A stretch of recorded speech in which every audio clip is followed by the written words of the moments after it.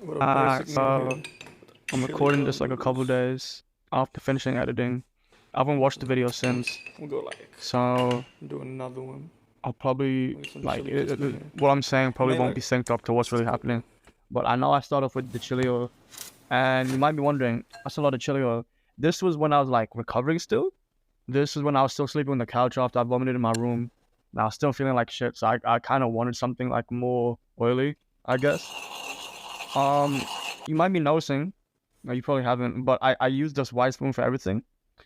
And I realized for cooking, like, you can just do this, you know? I don't measure shit anymore. Like, all I use is this white spoon. I just eye everything, and usually I can just use the spoon. Like, I feel like as long as you use the same metric for everything, it'll be calm.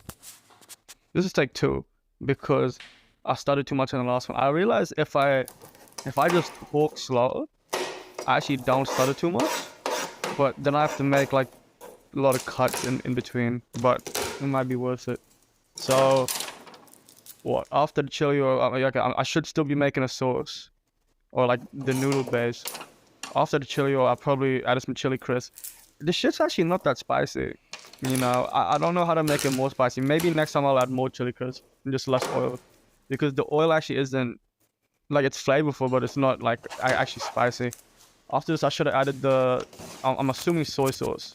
It was probably soy sauce. I use dark and light. You asked me why? I actually don't know why. Like, it just feel like it just feels better too. I can't give a logical reason. Like, I can't be like, oh, the flavor, the hints of this. I don't fucking know. But I got both. Like, I got dark and light. I always use more dark than light, even though I'm pretty sure I meant to like do the opposite. But yeah, off memory would have been just what, a spoon, like a spoon of the dark, half light, and should be black vinegar afterwards. Originally, I was just using like normal clear rice wine, but I don't know. I think it was a YouTube video to just like let me know, inform me that dark vinegar exists. So I'm like, yeah, I'll just get that instead. I smelt it. I can vouch it's more flavorful at least. The normal vinegar is kind of too vinegary, I guess. Like, it's just the flavor it gives off is just overpowering. That's the word. And then what? Onions and garlic. You see the way I cut the garlic? I know it's bad. Like you can. I'm very aware how bad my cutting technique is when it comes to garlic. I'm very aware how close my fingers are just getting cut. A lot of people tell you that my cutting technique is wrong. I get it. I'm not gonna change. I want to make that very clear. I'm not gonna change. No plan to change. No intention. Okay. I actually tried once. I tried for like a day, and by a day I mean like one dish. Then I watched a Uncle Roger video, and I saw he was cutting the same way. I want to specify too. I don't even like Uncle Roger. You know, I think the accent's annoying. I think it's dumb. I won't go as far to say it's racist though. You know, I'm not gonna be like he's like imposing a caricature of Asian people. Okay, I just don't find the accent funny. I don't find a lot of his jokes funny too. I feel like his content relies on you just finding him funny. It's like, I don't know why I'm going so in depth on Uncle Roger, but I got time. It's like the content's very punchline heavy, you know. Every like 3 sentences there'll be a punchline, and if you're like me and you don't find it funny, it's just like you're sitting there the whole it's like, imagine going to a comedy show and just not laughing. You know, it's like you feel like you have to laugh and you kind of feel uncomfortable. Uncomfortable is a stretch, actually. Actually, no, yeah, uncomfortable, like a slight bit of uncomfortableness. This is why I don't actually do like live voiceovers anymore, like I did for the Dragon Heart Part 1, because I realized I'm really shit at explaining. Like, even when I do these, you know, these will take a couple times. If you talk to me in real life, you'll also know like how slow I am to get a point across, even though I talk fast. It's a lot of just filler. I'm realizing, probably way past the onion bit now. I've just been rambling. Yeah, we're past the onion bit, but you might notice I put a lid on. I actually, like, after this video, I actually stopped doing it. I actually realized I don't really have to do it, you know, because I realized as long as you don't put the heat too high, they'll get soft enough. But this is just like, if you want softer onions, you can use the lid. Like what I do, if I put the heat high, put the onions in. As soon as I put the onions in, I put a lid on, reduce the heat like way low. They get soft. You take the lid off. You know, you let it fry more. It's just more. I can vouch, like, from my recent days, it's more time consuming. We got what, the beef, the egg. Wow, this is like I'm realizing like if whoever's watching this is gonna like this shit is not matching with what's on the screen. I just know it. But the beef, this is hot pot beef.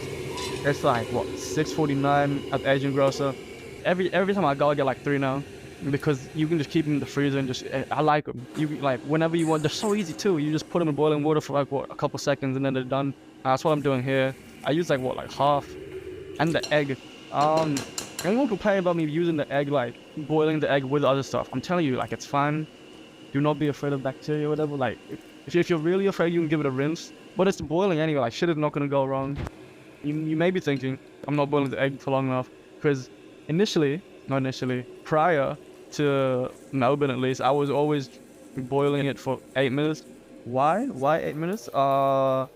March comes in like a lion, which is an anime. There's a whole little bit about boiling an egg for 8 minutes to get like the softness. March comes in like a lion. Not that good. It's not. Like people who like it really like it.